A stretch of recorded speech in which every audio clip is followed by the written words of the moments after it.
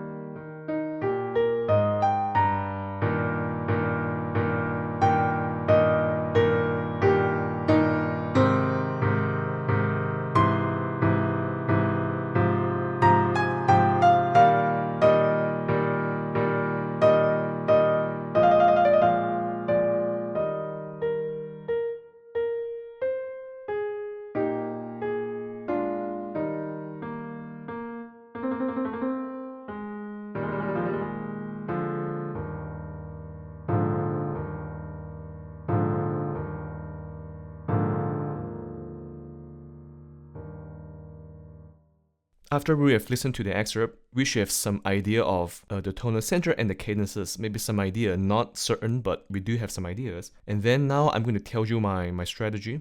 And first of all, I will start with Lishit symbols, because Lishit symbols are very straightforward. They will tell you what the chords are right away, right? What the bass is, what the chord is, the content of the chords. And then after that, I will start to assign Roman numerals to the individual Lishit symbols. And then after that, I will interpret what the Roman numerals mean in the context of this excerpt. And then we will talk about functions of the chord, cadences, maybe the structure of the excerpt. And then we will do a very simple diagram of the first 12 measures of this excerpt. And then we'll talk more about different layers of the musicality in this excerpt. Right, here we go. First step, Lishit symbols. We will go with the no-brainers, right? When we look at the first measure, the left hand is doing a chord, right? That is basically what the chord is. There's no trick there, right? It's E flat, G, and B flat, right? So I'm just gonna assign an E flat, uppercase E flat there, which is the Lishit symbol for this chord, E flat major triad, because it contains E flat, G, and B flat, right? I'm not even worrying about the key just yet. Well, it's very clear that we are in the key of E flat major, but because we have to get to the cadences to be really certain what key we are in. Okay, left hand, E flat major triad, lasts for the first two measures. And then when we look at this measure, this is the third measure. We have D, A flat, B flat. We're missing a pitch, right? If we stack up a third, the B flat is the root. Then next up will be D. Next up will be F. We are missing an F on the first beat, but the F is right here, right? And then we have A flat. So this is a B flat 7. So I'm just going to label it here, B flat 7. The bass is D, so slash D. So this is a B flat over D chord, right? This is the measure number 3.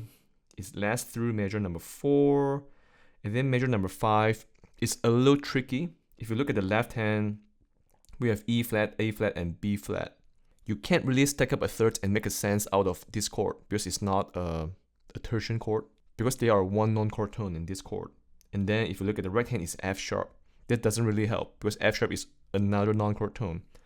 But if you look at the context, this chord resolves to an E flat major triad. So the first beat right here is actually an E flat major triad with two non-chord tones, which muddies the waters a little bit. Right, I'm just going to go ahead and put E flat,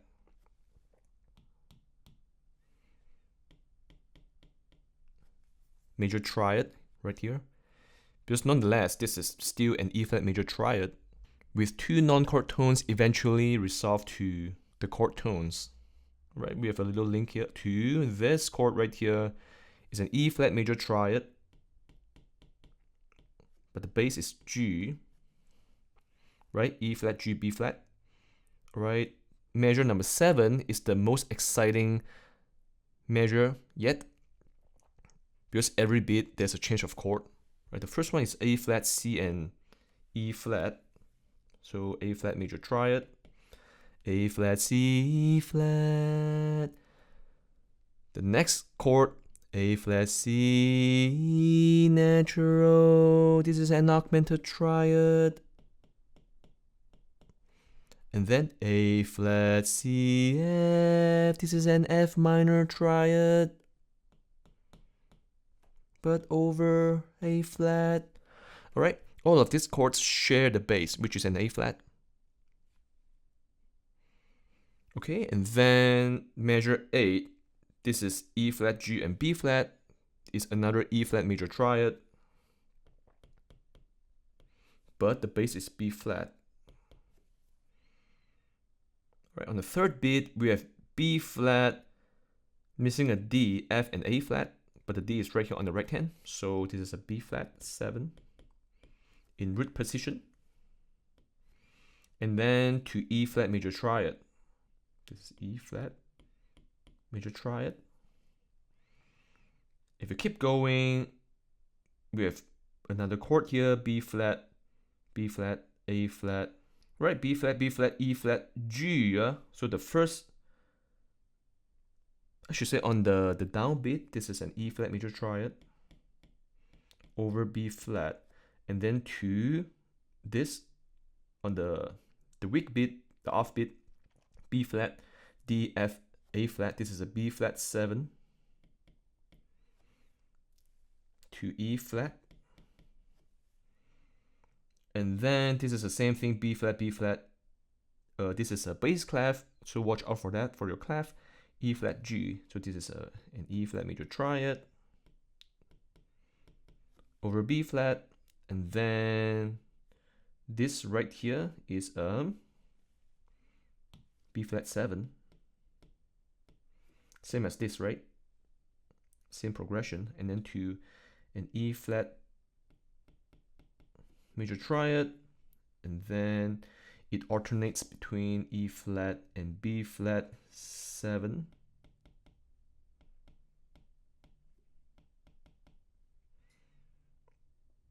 And B flat 7 is a little cluttered here. This is an E flat major triad. Gotta watch out for the non-chord tones. These are the non-chord tones. We're still in bass clef. And then these non-chord tones eventually resolve to a chord tone, which is in this case F, and D natural resolve to E flat, and then A flat resolve to G. Alright, now we have taken care of the leash symbols, and they should reveal some information on the key of this excerpt and some basic chord progressions and stuff. So if you look at these chords right here, E flat, B flat, E flat, A flat, E flat, B flat, E flat. All of these chords lines up very well within the key of E flat major, right? Now we will try to apply Roman numerals in the key of E flat major and see if everything makes sense. Everything makes sense means that you will see a lot of 1-5-1 progression, 1-4-5-1 progression, maybe some cadential 6-4 in the key of E flat major. All of these are good signs, healthy signals that we're in the key of E flat major. Alright, that's what I'm going to do. Alright, start with the key E flat. And then this is the major 1, right? Lasts for 2 measures. And then the third measure is B flat 7 over D. So B flat is the 5 chord. It's a 5-7 to be exact. It's 5-7. But D is on the bass. B is the third note. So this would be a 5-6-5, right? First inversion of a 5-7 chord. Right, it lasts through measure 4. This is still in the key of E flat. And then to E flat, this is a 1 chord. Let's take care of some of these non-chord tones. F sharp is a non-chord tone, so is A flat and F sharp. And F sharp right here is approached with a leap and then resolved stepwise. So this is a characteristic of an appoggiatura. So I'll just put APP, short for appoggiatura. And then A flat is approached by this A flat on the previous measure.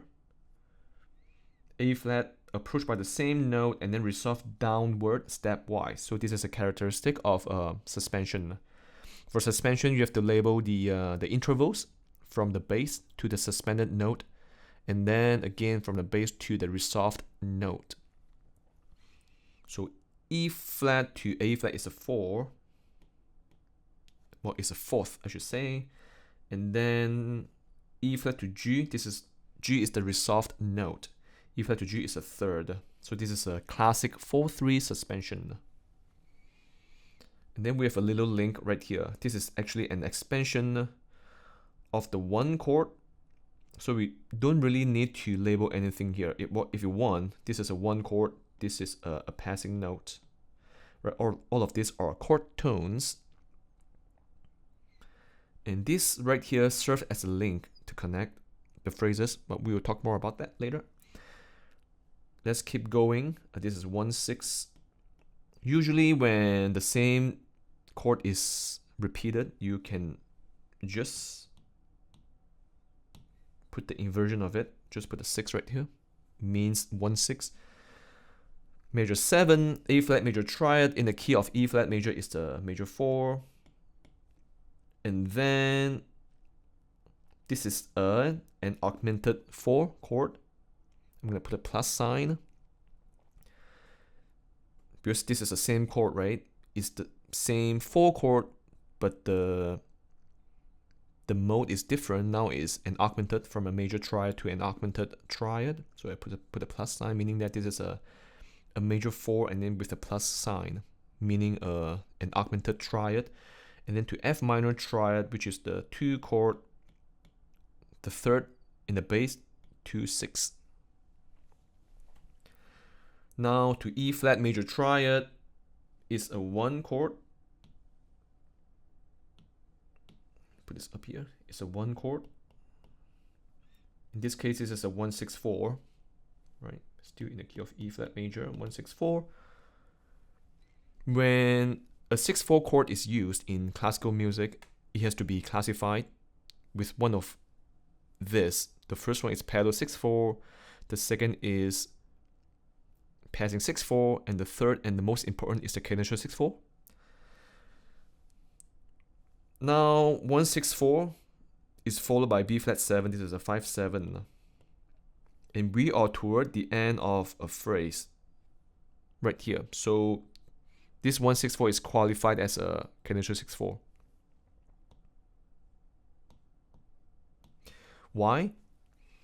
Because it's immediately followed by a dominant chord, in this case a 5-7. And then secondly, this is the end of a phrase, which makes this 1-6-4 a cadential 6-4. And then resolve to 1. And then I guess we can just do this. Just 6-4 is fine. And then 5-7. You have to see how many times this happens.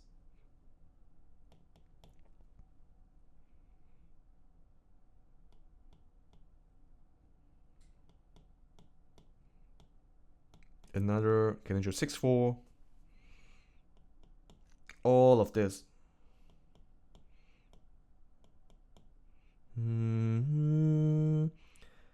do, so do, so do, so do. There's so many 1-5-1 progressions, so we can safely say that we're in the key of E flat major, don't you think? Okay, now the next step, I'm going to interpret what these Roman numerals mean. Right, first of all, in the key of E flat major 1, in root position, very stable in the key of E flat major. And then 5-6-5, back to 1, a classic functional chord progression, 1-5-1. And then this is the end of a phrase. We have a cadence here. This is how this cadence happens from 5-6-5 to 1. So the end of a phrase that ends with a 5-1 is an authentic cadence, but there are two types. The first type is the perfect authentic cadence. The second type is the imperfect authentic cadence. In this case, this is the imperfect authentic cadence. This is the reason.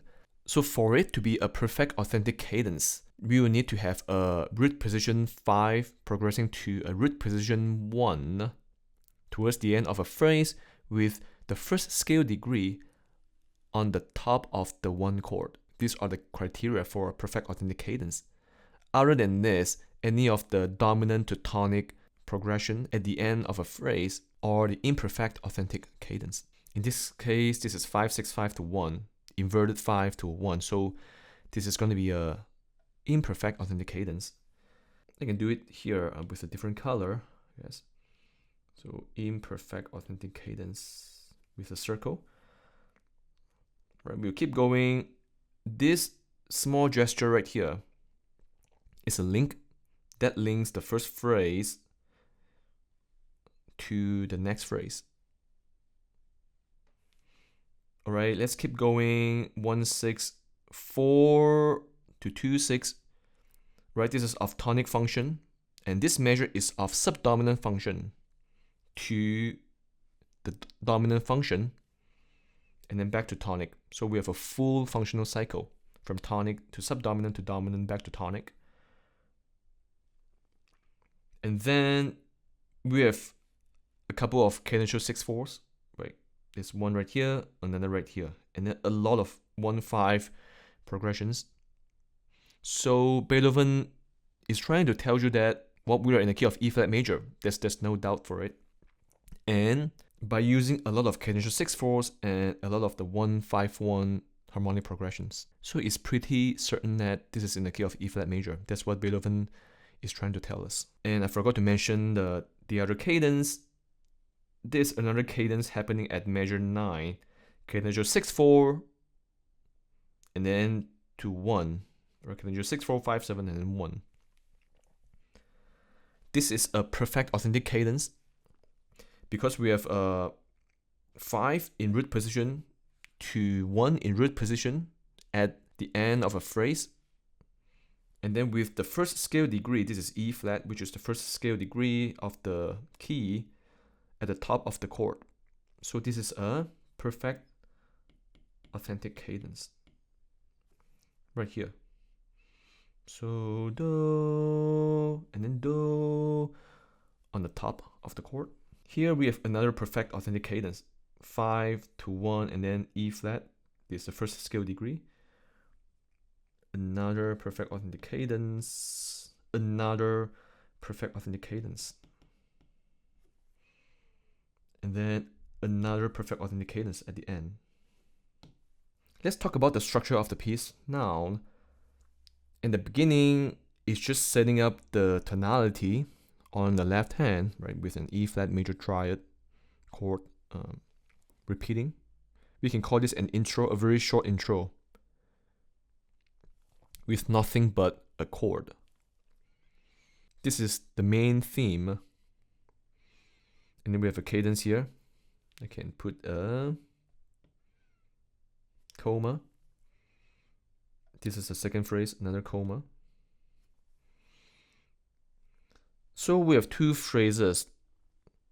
If the cadence of the second phrase is stronger than the cadence of the first phrase, we have what we call a period in phrasing structure, or we can call it this is periodic, right? Because the second cadence resolves the first cadence.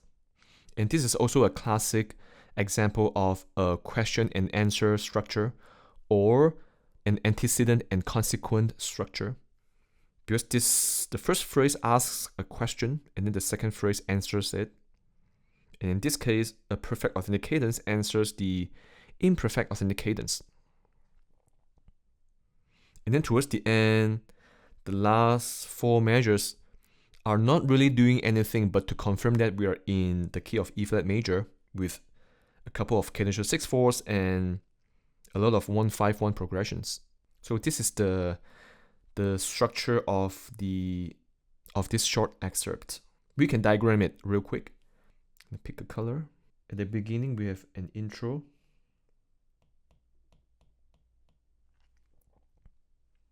And then 1, 2, 3, 4. This is a phrase. Intro is measure 1. And then the first phrase starts at measure 2 and then ends on measure 5. This is a pickup to measure 2, right? So we don't count that in the diagram. We just call it measure 2. This is the first phrase, and then the next phrase starts from 6 to, this is another pickup, 6 to measure 9, and then measure 9 all the way to measure 12. We can call this phrase A, we can call this phrase B. If it's contrasting enough, we can call it phrase B. And then this portion right here, we can call it a codetta or a closing section. Intro, setting up the tonality and the overall tone for this movement. Right? A, this is the first theme, right? Usually in the home key, in this case in the key of E flat major. And then the phrase A, or the main theme, ends with an imperfect authentic cadence. And then the second phrase ends with which is B, ends with a perfect authentic cadence. And with closing, there's a lot of confirmation that we're in the key of E flat major.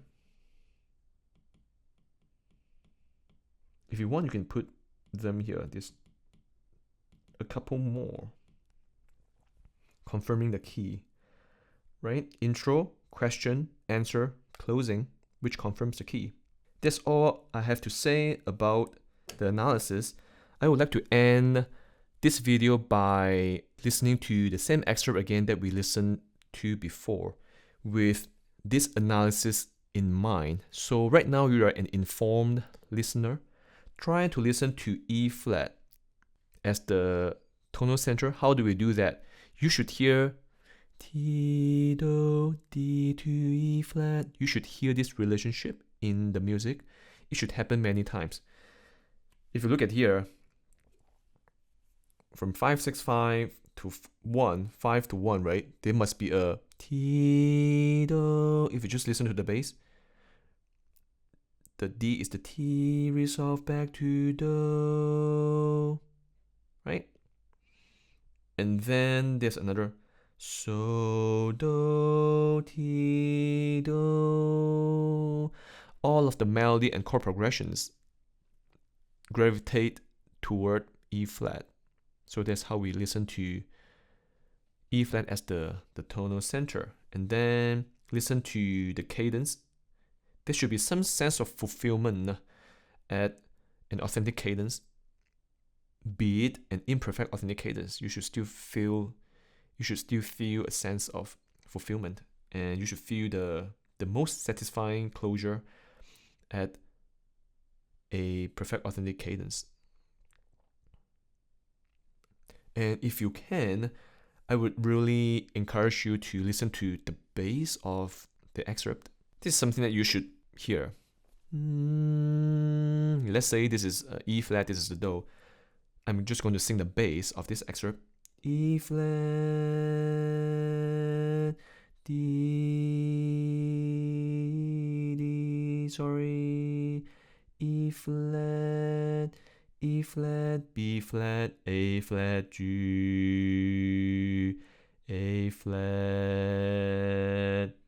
B flat, E flat, B flat, E flat, B flat, E flat, B flat, E flat, B flat, E flat, B flat, E flat. Okay, but if you really want to try to train your musicianship, you can do this. You can sing the chord contents based on the leash symbol. That's going to help with your perception of harmonic progression. So, for example, E flat, G, B flat, D, F, B flat. Oops, sorry. D, F, A flat, B flat, to E flat, A flat, B flat. I just sang the suspension. E flat, G, B flat. Try to hear this.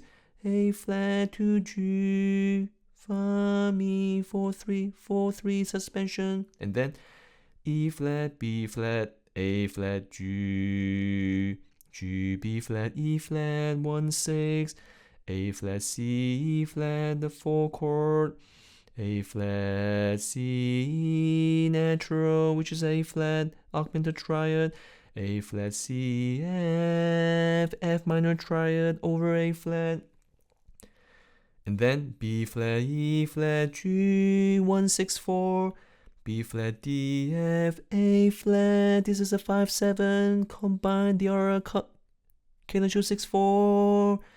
Back to E flat, G, B flat. And also listen to the question and answer, and then listen to the closing that confirms the home key.